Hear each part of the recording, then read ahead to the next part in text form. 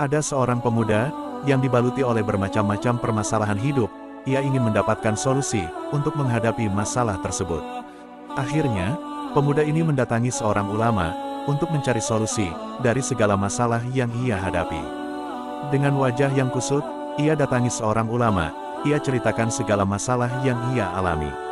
Setelah mendengar panjang lebar cerita dari sang pemuda, ulama tersebut mengambil segelas air dan segenggam garam, lalu dimasukkan garam itu ke dalam gelas yang berisi air tadi, kemudian diaduknya. Setelah diaduk, diberikan air itu kepada pemuda tersebut.